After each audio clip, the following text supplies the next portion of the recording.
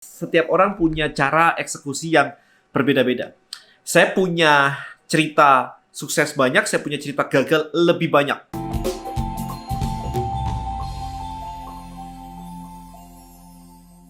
Alright guys, so ada pertanyaan yang cukup menarik yang masuk ke Tribe Hackers di Tribelio. Jadi pertanyaan dari Ramadan Putra. Ya, jadi pertanyaannya adalah, saya udah nonton semua video Kodeni dari awal buat YouTube sampai sekarang. This is anomali ini yang selalu disebut dengan anomali ya, kayak jarang banget orang yang nonton semuanya. Even kayak my team juga nggak nonton semuanya. Alright, so dari yang masih sibuk dengan hipnosis sampai ke bisnis, semua video kode ini mengajarkan kita tentang how to create your business easily. Tapi ada yang kurang nih kok. Mungkin next bisa di-share tentang bagaimana seni eksekusinya kode ini dalam berbisnis, dalam bisnis. Semoga bisa membantu kita semua. So interesting guys. Yes, setiap orang punya cara eksekusi yang berbeda-beda. Saya punya cerita sukses banyak, saya punya cerita gagal lebih banyak. Jadi lebih banyak gagalnya. Tapi kalau kemarin saya ditanya, dan apa sih yang regretmu? Apa sih yang menjadi penyesalanmu selama ini? Dan apakah kegagalan-kegagalan itu sesuatu yang kamu sesali? Atau kalau kamu bisa muter balik waktu dan kembali ke masa lalu, apakah itu akan kamu ubah atau apapun itu? Sempat saya mikir kayak begitu, tetapi akhirnya saya berpikir bahwa kalau saya tidak mengalami jatuh bangun kayak begitu, mungkin nggak ada hari ini. Kalau saya misalkan nggak pernah ketipu dan sebagainya, mungkin nggak ada yang namanya hari ini saya lebih berhati-hati. Karena kalau semuanya goal semua, most likely maybe hari ini saya akan jadi lebih sombong. Maybe. Karena kayak nggak pernah gagal kok. Bisnis pasti goal, pasti deal, everything is easy. Right? So, kenyataannya tidak seperti itu. For me, saya tidak mau mengatakan hidup itu sulit, karena it's not a good linguistic. Tapi hidup itu up and down, which is normally gak ada masalah sama sekali. Faktanya memang up and down. Right, so itu perjalanan saya. So gimana saya mengeksekusi sebuah bisnis. For your information, hari ini saya lagi ngebangun sebuah bisnis baru juga. Saya lagi berpartneran dengan Pak Robi, Coach Robi yang sering muncul di YouTube saya, Coach Robi. Dan kemudian saya juga berpartneran dengan Pak Hermanto Tanoko dan anaknya Belinda. Jadi kita sedang mengembangkan namanya bisnis incubator. Gimana caranya membantu Anda semua untuk menjadi pengusaha yang lebih benar. Jadi mulai dari operational, kemudian hiring, tim rekrutmen, SOP, management, finance, market, whatever lah. Semuanya akan diajarkan, dikasih networknya semua. Kalau perlu dikasih modalnya. Kalau memang bagus. Kalau kita ngelihat itu bagus, Anda bisa dengan sangat mudah dikenalkan ke investor. Oke, apalagi dengan network dari Pak Hermanto, di mana udah pasti bahkan Anda bisa jadi partneran langsung dengan Pak Hermanto. It's open ya. Jadi sampai hari ini saya masih creating new business. Nah, eksekusinya sekarang. Saya ketika diajakin ini kemarin dengan Coach Robi, saya bilang, waktu saya ini saat ini lagi full banget ngebangun Bonels, apalagi Tribelio. Oke, Tribelio lebih gokil lagi karena masih benar-benar masih merangkak, masih startup ya, startup digital, masih baru banget. Jadi kalau saya harus full time in charge, maybe agak susah waktu saya. Tapi I love the idea, semuanya saya suka banget, align banget, saya bisa integrate di situ. So eksekusinya gimana? Saya cerita bahwa saya membutuhkan my strength and weakness tuh ini dan ini. Saya cerita ke beliau.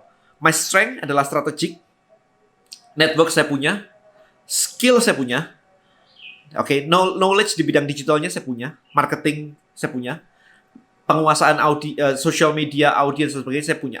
Jadi in a new business, peran saya bisa bagus di sini. Tapi di tempat-tempat lain saya butuh bantuan. Karena saya nggak bisa handle semuanya. Misalkan bagian program, inkubator, dan sebagainya. Oh, Pak Robi lebih jago. Karena Coach Robi sudah memiliki coaching company. Jadi untuk program framework udah oke. Jadi saya memilih partner yang top. Habis itu kalau ngomongin tentang mindset of business, ngomongin tentang investasi, ngomongin tentang network, vision, Pak Hermanto lebih cocok.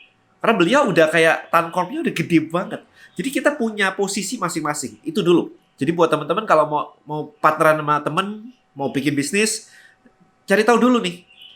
Kamu job desk-nya apa? Ini job desk-nya apa? Bukan sama-sama, oke, saya suka idenya apa, habis itu yuk join bareng. Bukan cuma itu.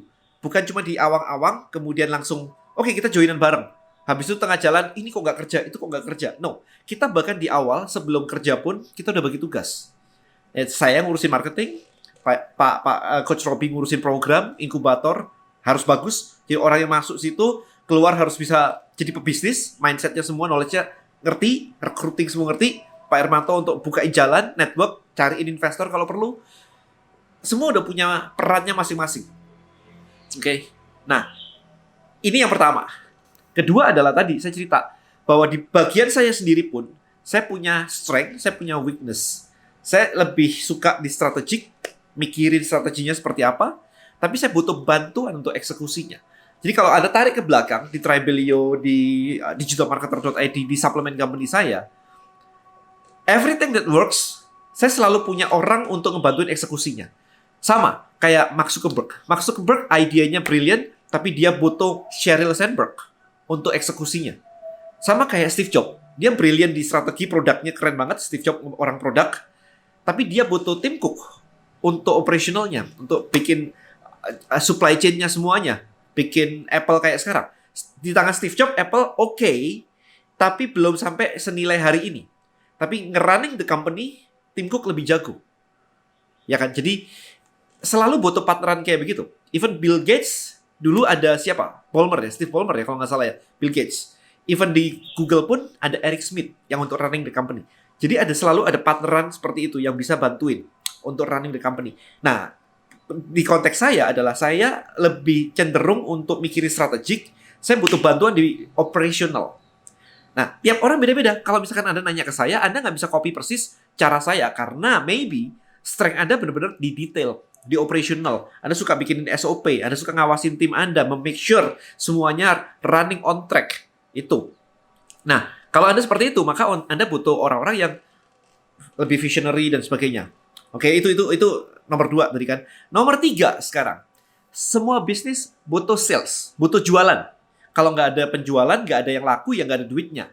Nah, pertanyaannya adalah banyak orang bikin bisnis, it's just an idea and product. Oke, saya mau jualan ini deh, produknya ini deh, misalkan kayak gitu. Tapi di dalam sebuah bisnis itu sendiri, ketika eksekusi, tidak ada orang yang berperan sebagai sales or marketing. Kalau saya sendiri, luckily karena background saya adalah, saya suka banget di marketing and sales. Jadi kalau saya pegang bisnis itu, saya bisa ngomong dan jualan. Maka saya bisa bikin video kayak begini dan jualan. Tapi kalau Anda bukan kayak saya, Anda nggak bisa ngomong di kamera kayak saya, nggak bisa IG live, terus siapa yang jualan? Anda maybe bahkan nggak punya followers. Bukan berarti nggak bisa. Bisa, yes, Anda ngiklan. Ya kan? Anda bisa ngiklan. Tapi siapa yang akan jualan? Siapa yang akan fokus ke revenue? Itu kalau nggak ada orangnya, maka your company ya basically cuman isinya cuma produk. Apa bedanya sama gudang sebenarnya? Jadi bayangin kayak orang gudang disuruh jualan. Nggak bisa. Company butuh the right man at the right place. Harus ada yang mikirin vision, ada yang mikirin operational, ada yang jadi salesnya. Kalau di Steve Jobs kemarin ada yang, misalkan Johnny Ive yang bikin desainnya. Right. Jadi ada peran-peran orang-orang terhebat di posisi masing-masing. Jadi kalau misalkan nggak ada orang sales dan marketingnya, ya nggak akan kenceng. Nah, ketika saya ngelakuin mastermind dulu, membedah beberapa bisnis, it's always kayak gitu pertanyaan saya. Ketika ada yang bilang bahwa, dan saya punya bisnis fashion, saya punya bisnis F&B, saya punya ini, saya punya itu. Kok nggak naik-naik ya omset saya ya? Kita bedah dulu dari timnya. Kalau mastermind lebih detail kan, karena Anda punya sesi one-on-one dengan saya dan para mentor lainnya. Kita bedah pelan-pelan. Jadi, saya bertanya misalnya kayak, timmu ada berapa orang? Kalau misalkan kemarin ada yang kayak, Dan, kok rugi ya company-ku ya? Kita breakdown dulu, cost-nya apa aja. Ini salary gede banget, timmu ada berapa ya? Timnya gajinya sampai 50 juta gitu, padahal belum ada omset. Tahu-tahu gajinya udah 50 million misalkan. Kayak, hah? Kok bisa 50 million gaji sementara belum ada omset? Itu gimana ceritanya?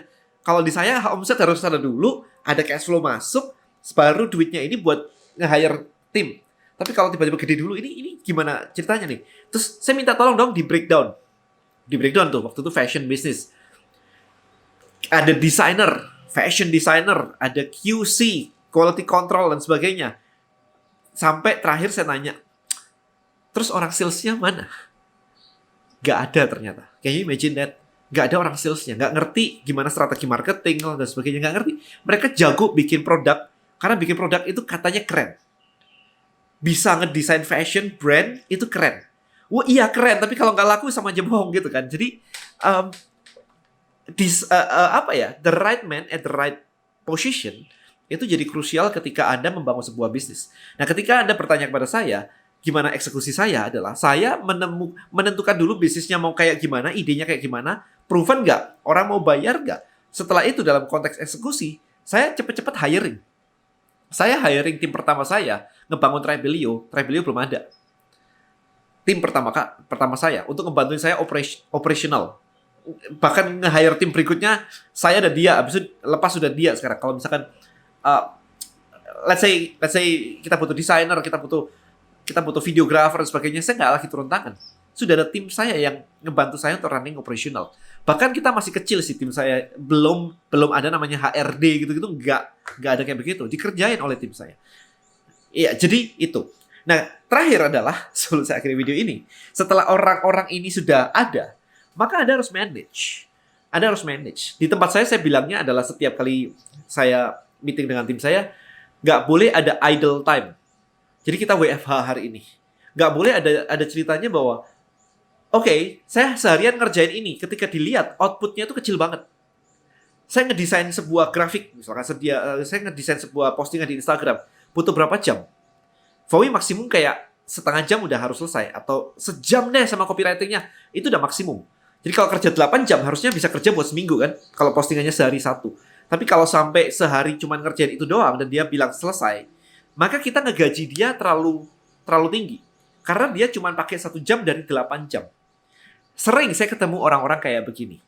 Yang misalkan, oke, kita syuting video ya. Oke, kapan kamu bisa kasih ke aku? Minggu depan ya? Kalau misalkan dibuat 3 hari bisa nggak? Bisa sih kalau misalkan memang butuh 3 hari. Nah kayak gini teman-teman.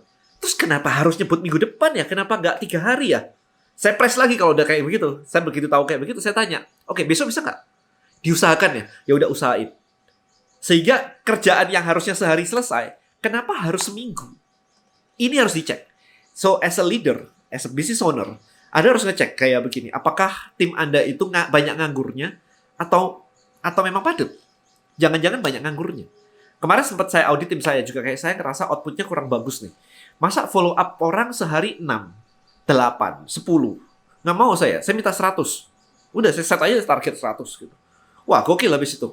Mereka bisa kontakin sampai 40 orang, 60 orang. Ya, it's okay, nggak nyampe 100 gitu. Tapi at least 60 itu 10 kali daripada 6.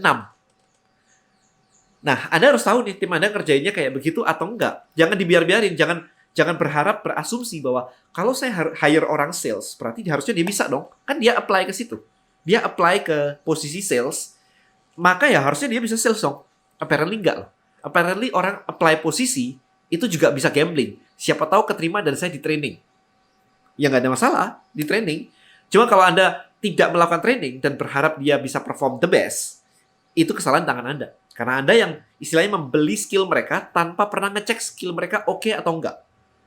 Right? So, untuk sum up this video, teman-teman, eksekusi intinya adalah saya make sure saya punya tim. Ini konteksnya adalah personal saya. Maybe Anda different, ada berbeda, it's okay. Konteksnya adalah saya. Saya selalu memikirkan tim saya, mana prioritas hiring saya. Saya selalu butuh orang untuk execute. Karena saya nggak bisa execute itu sendiri. Takutnya adalah hasilnya nanti malah nggak optimal. So, I need someone yang bisa execute. Oke? Itu, dan kemudian adalah outputnya seperti apa. Begitu ada orang yang execute, jangan habis itu ya tinggal gitu aja. No, Anda harus monitor hasilnya, outputnya, performance-nya seperti apa. Nyampe target nggak? Deadline-nya tercapai nggak? Itu semua. Supaya cepat hasilnya, bukan nganggur-ngangguran.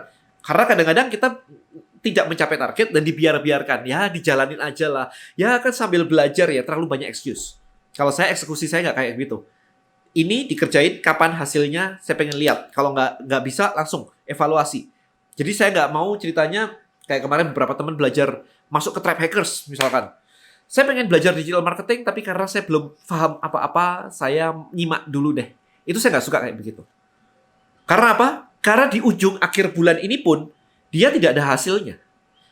Beda kalau nyimak, oke, saya ngerti, langsung habis komen nanya. It's different. Nyimak dalam konteks yang benar.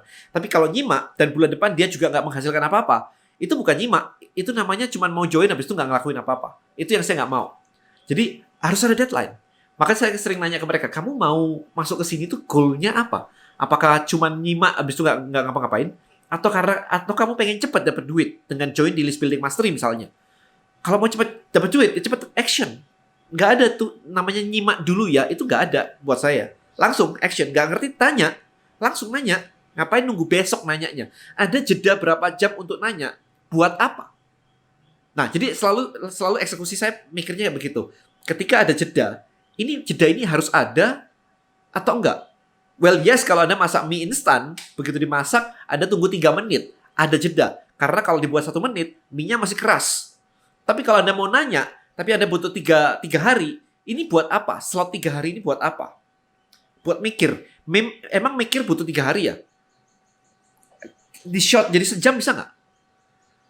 Gitu. Saya selalu men-challenge kayak begitu. Jadi kalau if you work for me, Anda akan tahu bahwa kita pace di sini cepet banget, like literally very fast. Jadi eksekusi saya seperti itu. Hopefully video ini menjawab pertanyaan Anda. Kalau ada pertanyaan silakan langsung post di komen. Alright, thank you so much guys. See you in the next video. Bye bye.